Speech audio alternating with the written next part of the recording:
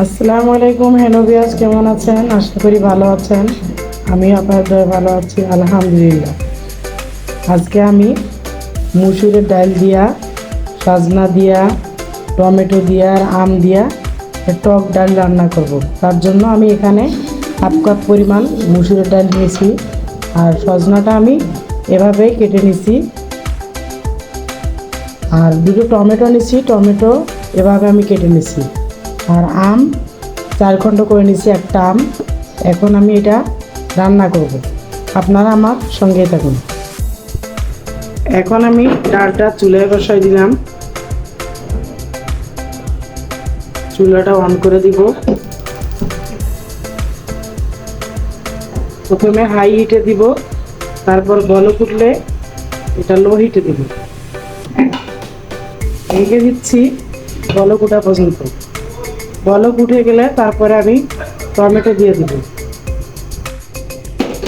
বলক উঠে গেছে,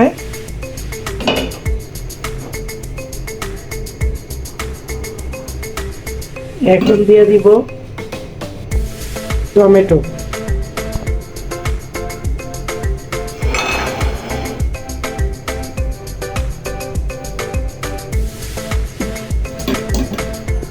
টমেটোটা একটু আগে দিতে হবে।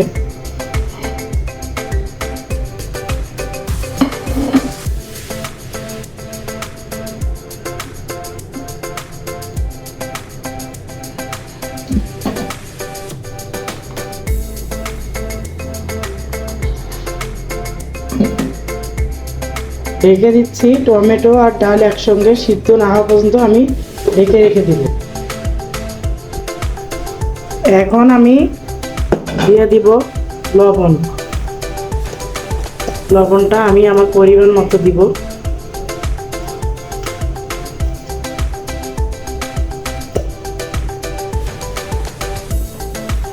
আর সামান্য পরিমাণ হলুদ গুঁড়ো।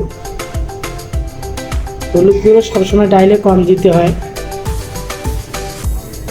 তা নাহলে হলুদের যে একটা আলাদা একটা গন্ধ আছে ওটা রয়ে যায়। আমি এখানে পানিটা কম দিছি, কারণ ডালটা সিদ্ধ হওয়ার জন্য।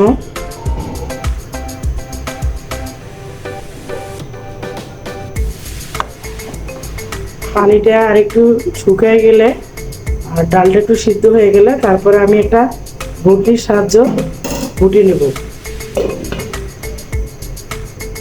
আবারও ঢেকে দিলাম ডালটা সিদ্ধ হওয়া পর্যন্ত।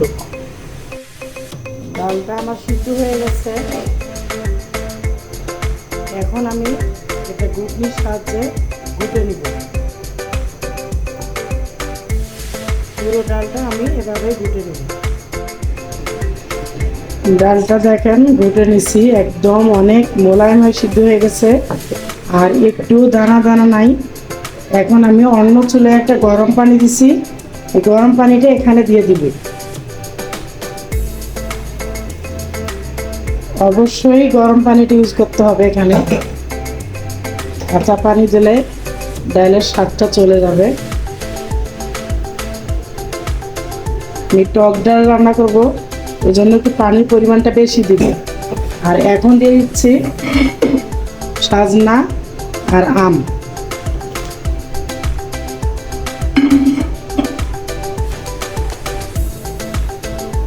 আমি ঢেকে দিব না, এটার উপর থেকে যে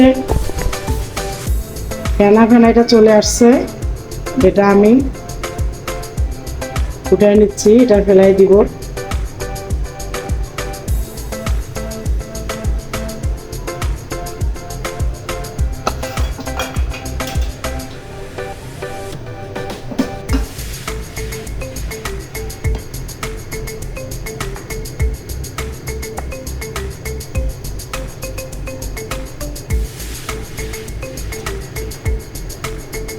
সবগুলো ফেনা এভাবে আমি ফেলে দিচ্ছি।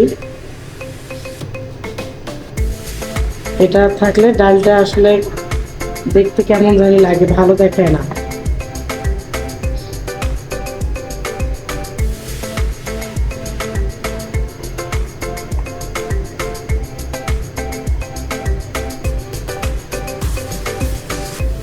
সাজনা আম সিদ্ধ হয়ে গেলে তারপরে আমি তেলে দিব। কেউ বলে বাগার, কেউ বলে তেলে, যে যেটা বলে আর কি।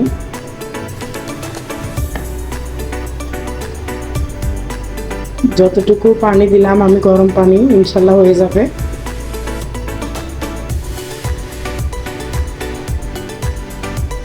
সব ফেনাগুলো এভাবে আমি উঠাই নিচ্ছি।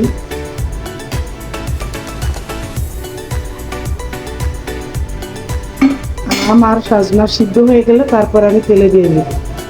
সাজনা ডাল সিদ্ধ হয়ে গেছে, এখন আমি দিয়ে দিব কয়েকটা কাঁচামরিচ। কাঁচামরিচটা আমি মাঝখান থেকে এভাবে ভেঙে নিলাম, কেটে নিয়ে নেই, কারণ কাঁচামরিচের বিচিটা উপরে ভেসে থাকে, দেখতে অতটা ভালো লাগে না আর খেতেও ভালো লাগে না। এখন সবার পরে আমি কাঁচামরিচটা দিতেছি। কাঁচামরিচের যে ফ্লেভারটা ওটা কিন্তু অনেক ভালো লাগে। মাঝখান থেকে আমি সবগুলো এভাবে ভেঙে দিব।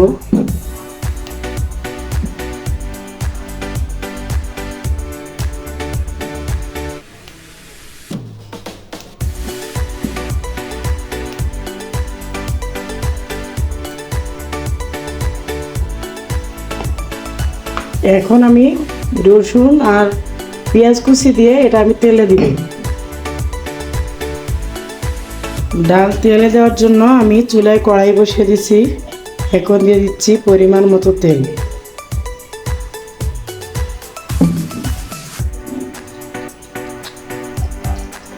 তেল গরম হয়ে গেলে আমি পেঁয়াজ কুচি আর রসুন কুচি দিয়ে দেব।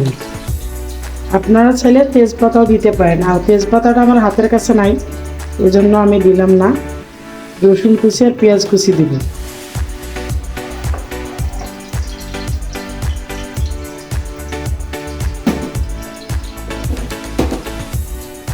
এখন দিয়ে দিচ্ছি রসুন কুচি আর পেঁয়াজ কুচি।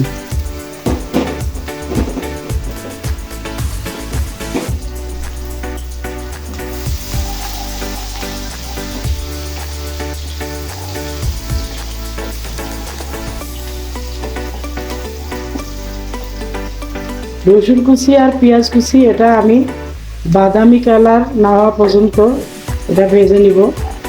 বাদামি কালার হয়ে আসলে তারপরে আমি ডালটা দিয়ে দিব।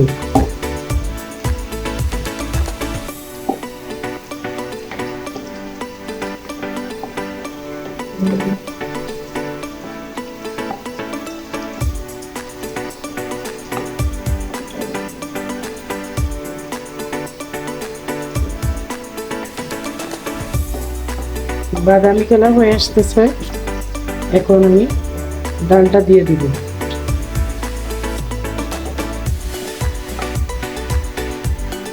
এখন ডাল দিয়ে দিচ্ছি। ডাল আমি তেলে দিয়ে দিলাম, চুলাটা অন করে দিলাম, কারণ ডালটা আমার হয়ে গেছে।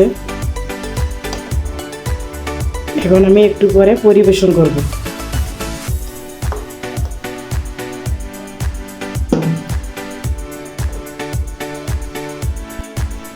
আম দিয়ে আমি টক ডাল রান্না করলাম এবং পরিবেশন করলাম। কাঁচামরিচটাই পরে দিলাম।